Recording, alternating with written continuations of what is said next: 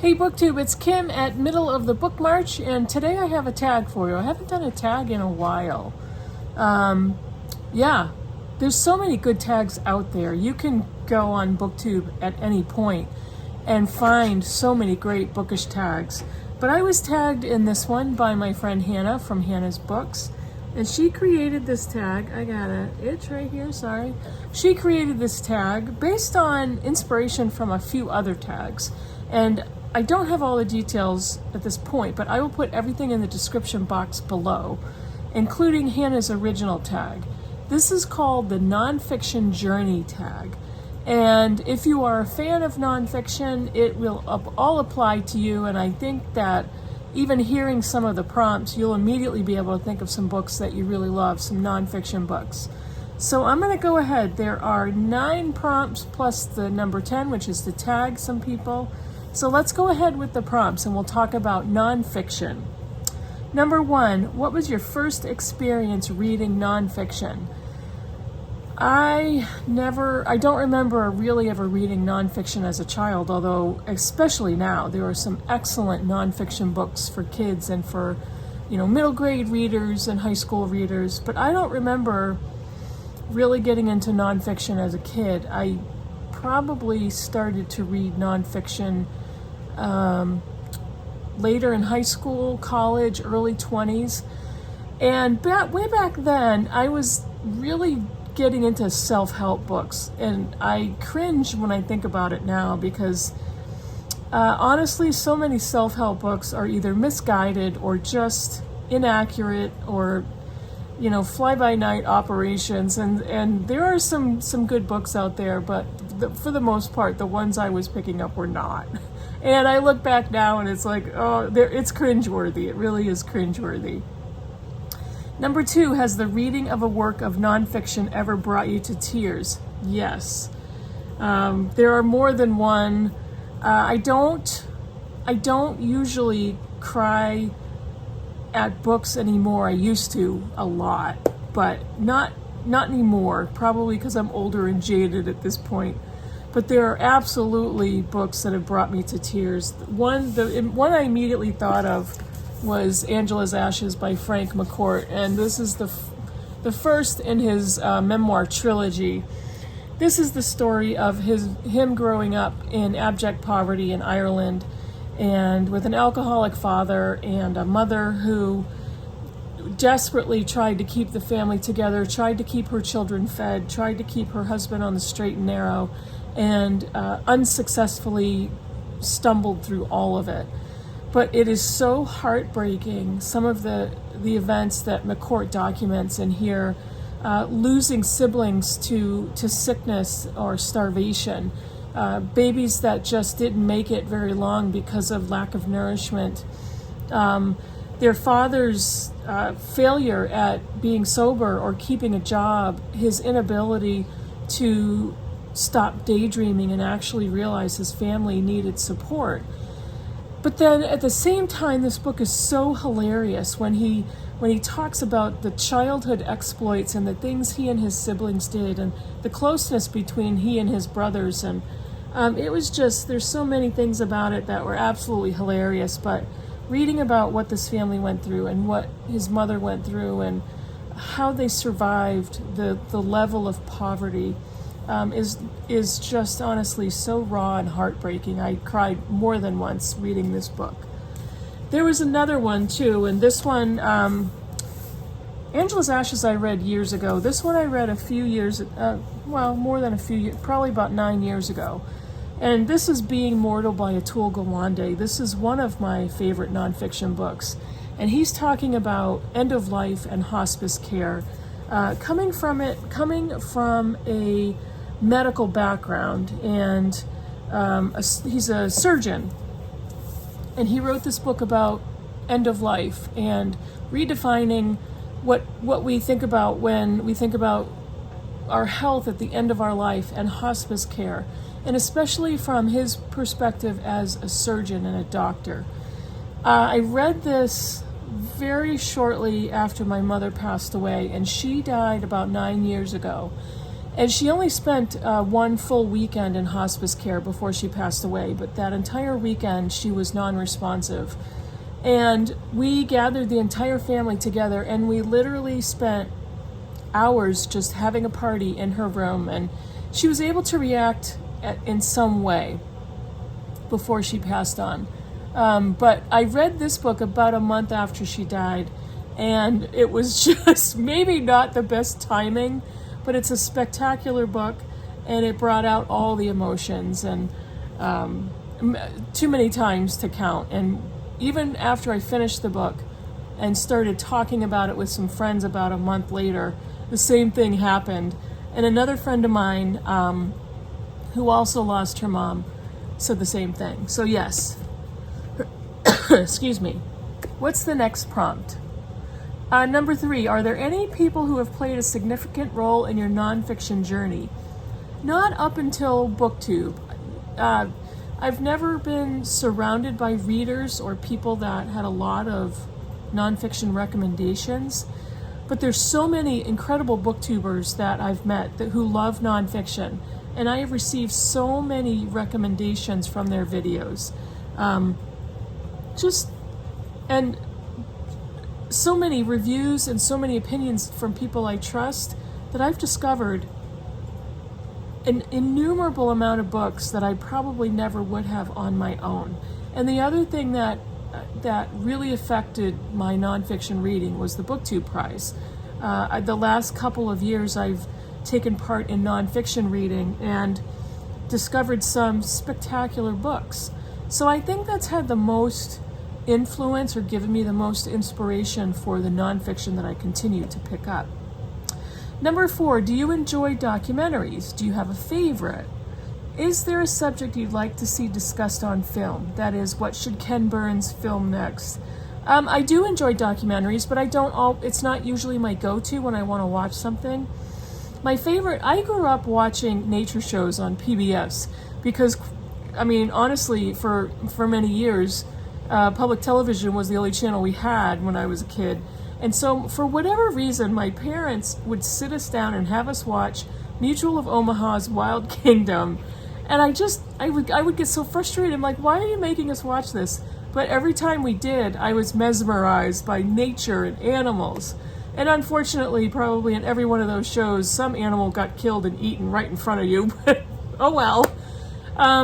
But I do enjoy documentaries. March of the Penguins was just incredible. And it was a groundbreaking animal documentary.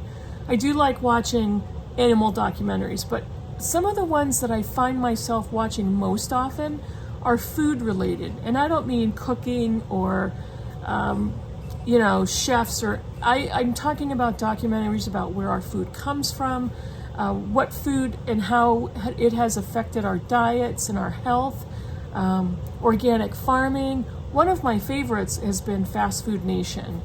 And I read that book also and watched the documentary, and it was just illuminating. I don't remember the last time I had a McDonald's hamburger or fast food hamburger. I have had breakfast there, but it's extremely educational. Once in a while, I'll watch like a true crime documentary, not very often.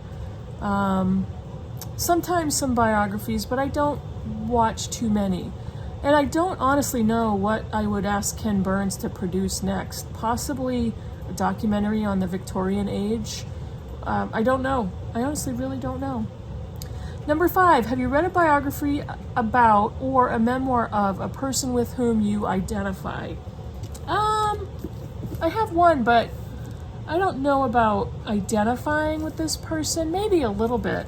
But I read My Life in Middlemarch by Rebecca Mead. And this is interesting because I had read Middlemarch for the first time, and I found this at the library. This is my former library copy. But I found this book at the library, and I'm like, oh, I would love to read that.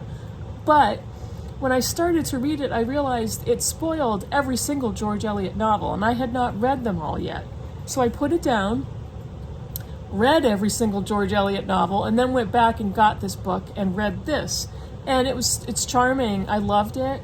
I could relate to Rebecca Mead and how much she fell in love with Eliot and Middlemarch, and she talks a lot about her life in between chapters of talking about Eliot's works.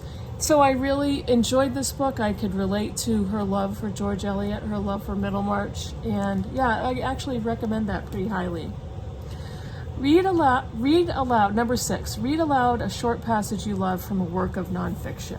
I'm going to try to get through this one, but I picked a passage from Being Mortal by Atul Gawande, and this is very close to the end of the book. He actually accompanied his father through hospice and end of life and hospice care. And this is I'm getting there, hold on. Where is the passage I marked? Okay, I got it. Sorry, there's a paragraph towards the very end of the book, and I believe it's right before, it's like on the second to last page. And he was there when his father passed in hospice care. And he says, "When I was a child, the lessons my father taught me had been about perseverance, never to accept limitations that stood in my way. As an adult, watching him in his final years, I also saw how to come to terms with limits that couldn't simply be wished away.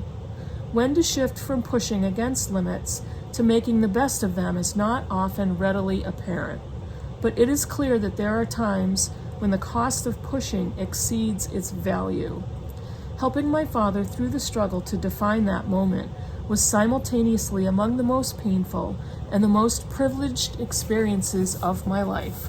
I can start to feel my voice cracking, because I felt the same way when my mother was in hospice care, and I was there the whole time, the whole weekend, and we had family come in, and people that would come in and go and come back, and they were there for my mother, but they were also there for me. And I remember it was me and my best friend who stayed with her at the very last night, and it was the middle of the night. We slept in her room, and in the very middle of the night, my friend sat bolt upright, and she said, oh my gosh, and she ran over to my mother, and she was in nursing, and she said, "Kim," and I ran over, and she said, "I think she's gone." And I just felt that privilege. I felt the privilege to have been there and to have been with my mom for that whole weekend, and to have her know that I was there.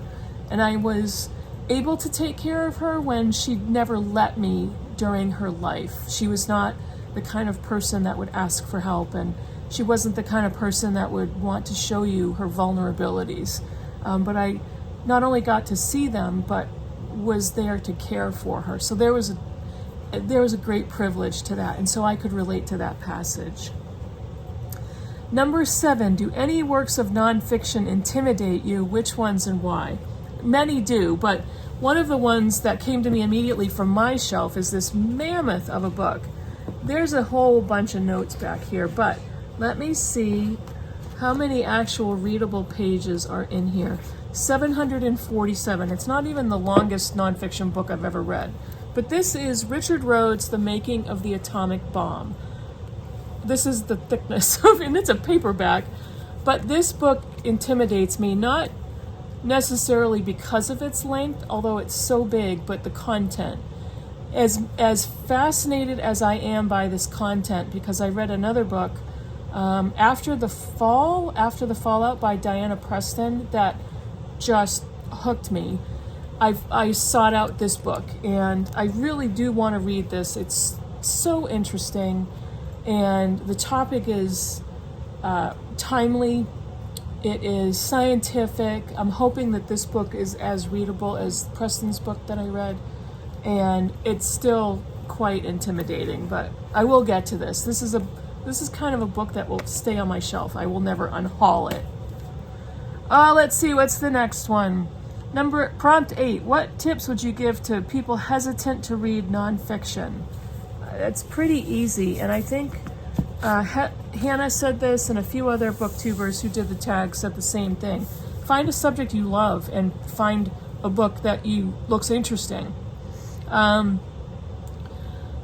Find something that you've never thought you'd be interested in, and take a recommendation that it's written so well that doesn't matter what the subject is. I've done that so many times where I've read a book that was so superbly written the content almost didn't matter. Or pick a short book that looks good, that somebody has read and told you have to read this. This is The Year of Magical Thinking by Joan Didion.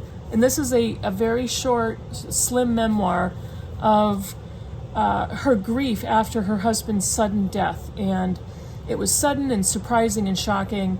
And she so masterfully writes about grief and the rawness, the terror, the confusion of it in this little book. And this is so well written. If grief is something that you've either experienced or you're interested to learn more about, this is an excellent place to start. Didion was a literary master and an author and a writer, and so the way she writes the book as well as the content is just artistic. So start with that. If you're not into something depressing, there are so many enjoyable, fun books to pick up. Pick up a middle grade book, middle grade nonfiction, or high school age nonfiction. Read a nonfiction graphic memoir or graphic history book. They go fast and they have pictures. So they're all different tricks that you can do to really get into nonfiction if you're interested in reading more or if you're intimidated by it. Prompt 9, what are your favorite works of nonfiction? Well, I already talked to you about Being Mortal by Atul Gawande. Honestly, Angela's Ashes is one of my favorites as well. But I have a quick pile I'm going to show you. This one I read because of BookTube. It's The Soul of an Octopus by Cy Montgomery. I love this book.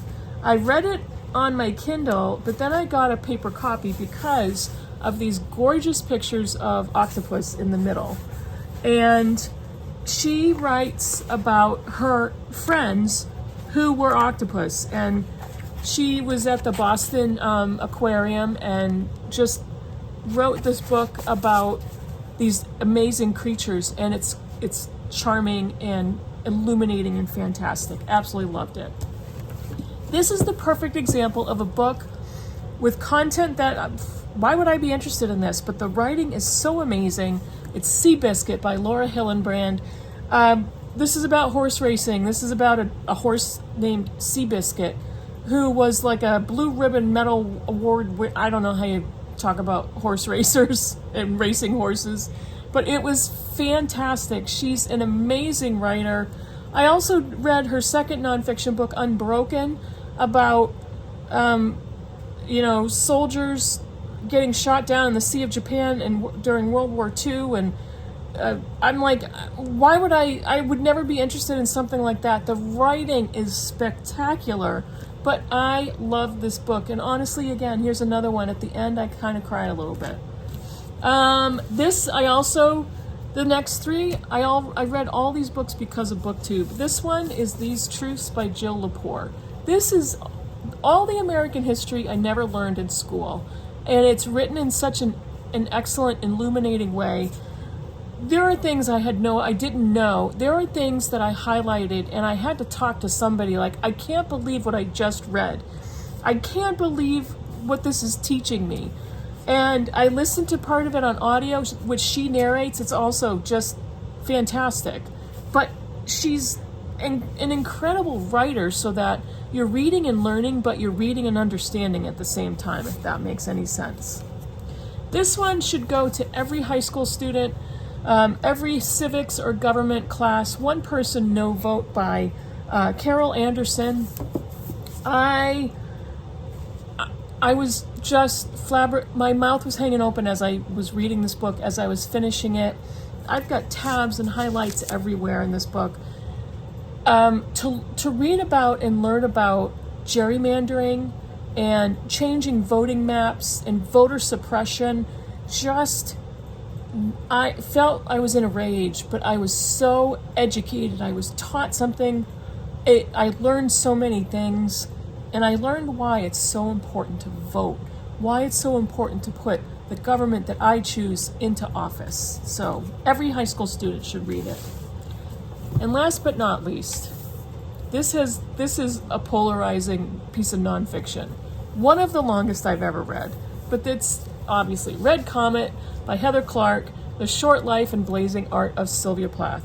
I loved this book. And I know what happened to Sylvia Plath. We all do. It's in history. I still cried at the end because there's so much detail in here. There's a lot of detail, but I was still fascinated by every bit of it. And it painted such an accurate portrait of Sylvia Plath, the person, even before she was a famous poet. There's a lot in here about poetry, art, literature, her mental illness, her family, her marriage to Ted Hughes, her life after divorce from Ted Hughes, and her death. It's just magnificent. And I know there are those out there who disagree with me. I will not name any names. But Hannah actually had this in her video about the intimidation factor because of its length. And this is over for the readable pages. There's a lot of notes in the back of this book too. There are 937 readable pages in this book. And this one is the hardcover, which is super heavy. I sat at my kitchen table and let the table take the weight of this book when I was reading it. But it's just superb. Absolutely loved it. And those are all the prompts. I have 5 booktubers I want to tag. I want to tag Ann Novella. Now, these are all booktubers who I believe read and enjoy nonfiction. So Ann Novella, Doris at Aldi Books, Micah Cummins, I think he reads primarily nonfiction, Elizabeth at Bookends and Books, and Karen at Roving Reader, who I know doesn't do a lot of tags, but I also know she loves nonfiction. So all 5 of you are tagged if you don't want to do it, or if it's not for you, if you've already thought about doing it, then you can completely ignore my tag and my tagging you. So let me know down below after this very long video what you think of the books that I showed you, if you've read any of them, or what you think about nonfiction. And thank you for watching. I will see you all in the next video. Bye, everybody.